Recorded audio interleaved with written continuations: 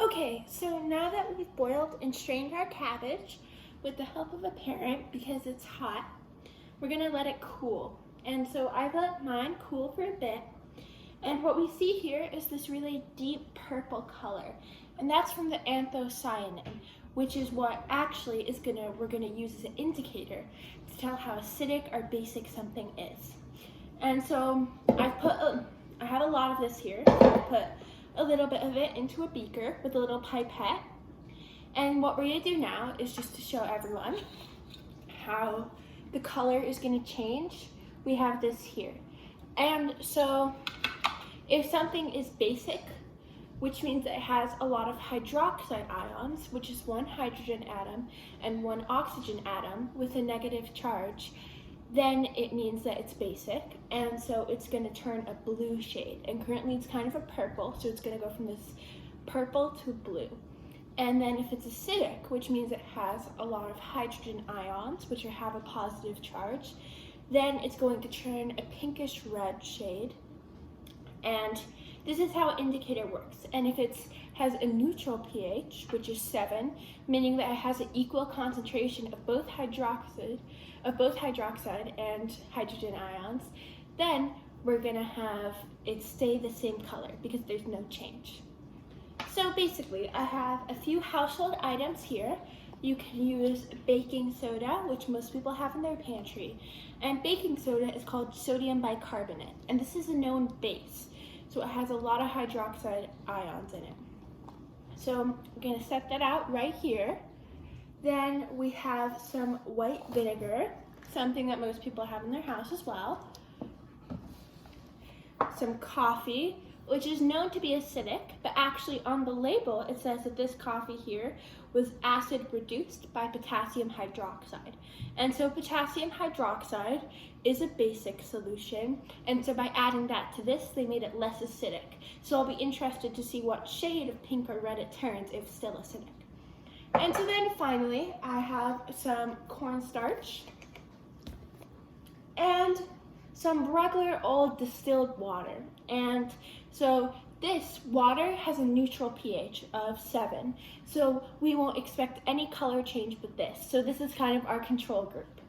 So then I also have here these pH strips, and I'm gonna hold them up to the camera. And so these tend to be a little bit more accurate because unlike this, unlike our anthocyanin, which tends to change color, and it will change color when it's introduced to things of different pHs, which is how we measure acidity and how basic something is. These strips are little strips that you put in the solution, and they turn a different color for each level of pH. So very similar to this, just a little bit more specific. And so we're also going to use these to test how accurate our own homemade indicator was. So I've also got here a little stir rod, and that's just to keep things going. So first we're going to start by taking some of our cornstarch. And remember, as I said, we're doing this 2 times. One time with our own indicator and one time with the actual pH strips. And so I'm going to put 2 things of it, and let's see. You don't need a lot because of how this works. So I'm going to move this out of the way so I don't knock it down. Oops, and I just spilled that a bit, so I'm going to move that to the side there and push this back in. So you really don't need a lot with pH. So I'm going to probably have about a spoonful of so, and this is a small little spoon. We're going to go ahead and put that in there. And so then I'm going to do it on a second thing, so on this row. And it's a bit messy, but that's okay. We only have a few things, so that's not a big deal. So I'm going to move this to the side, and then we're going to pull out our baking soda. And so I'm going to do the same thing with that. And again, not a lot is needed. It's definitely, and you can use bigger cups for this because this little grid just helps best for the video to show everyone. But you can just use regular cups and spoons for this, and almost all these items should be in your pantry. And so then we're going to take the coffee.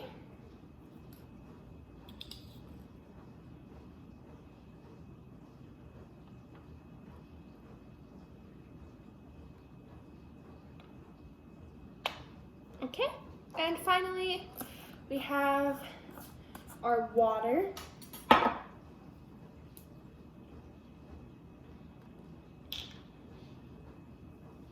just gonna drop that anywhere, that's a bit easier. So we have one thing. So we have 2 things of the water, and then we're gonna do the same. We're gonna do 2 things of the vinegar.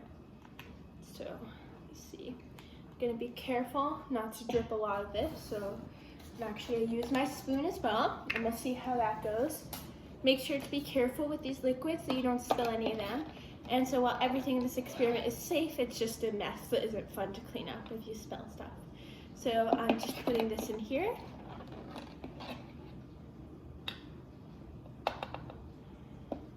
And hopefully I don't have to resort to pouring it out. I can definitely already smell the vinegar. It's a strong smell.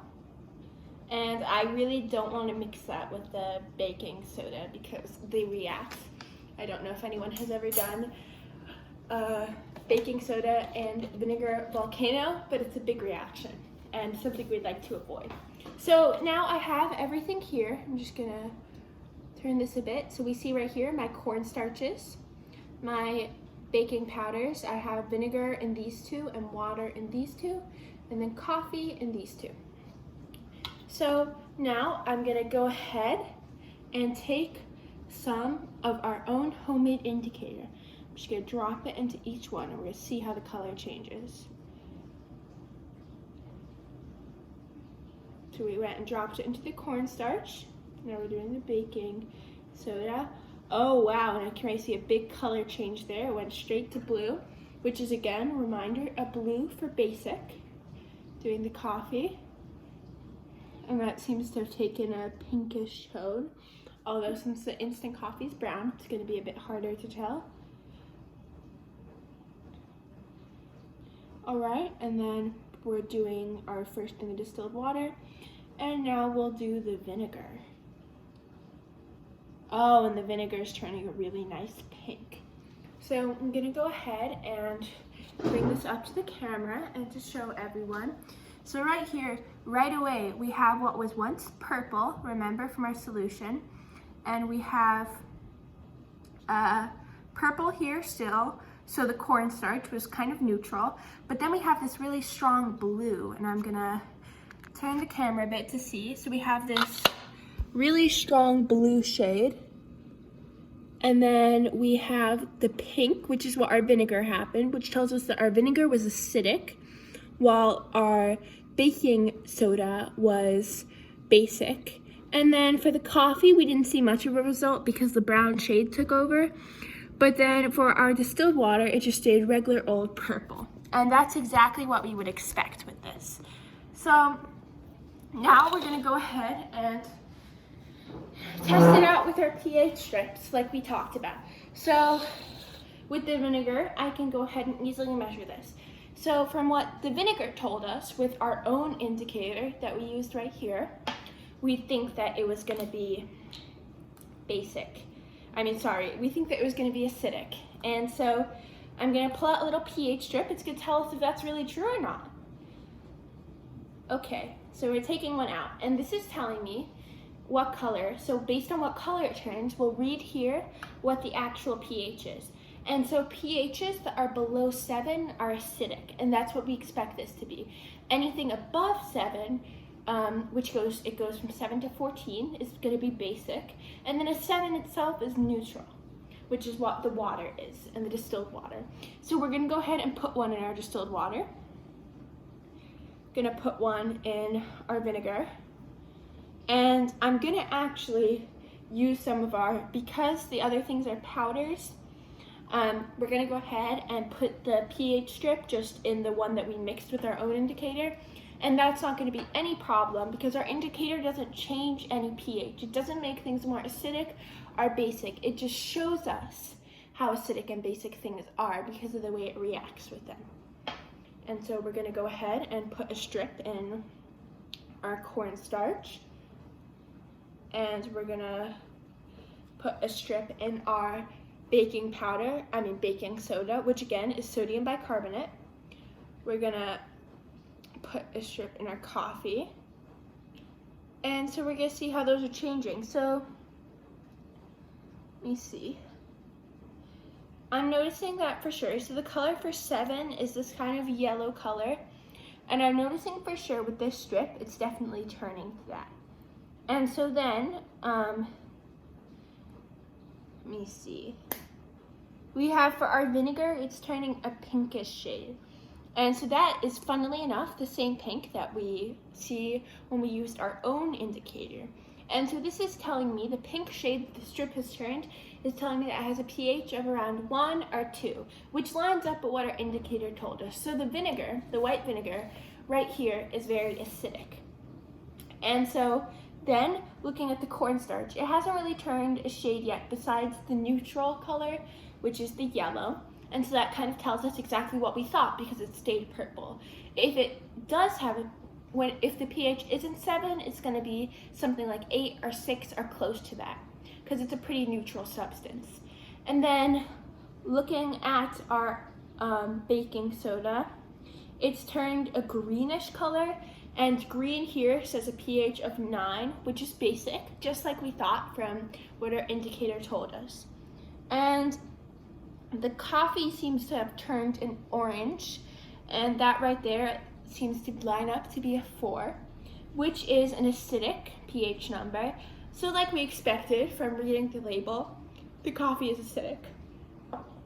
And then the distilled water, as expected, is a neutral 7.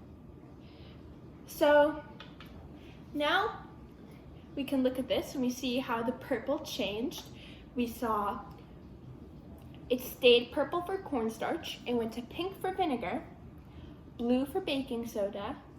It didn't really have much of an impact with the coffee because the dark shade of the coffee stained it, so we weren't really able to tell, but using the pH strip, we figured out that it was acidic. And then with our distilled water, it didn't change color at all because water has a neutral pH. So that is everything.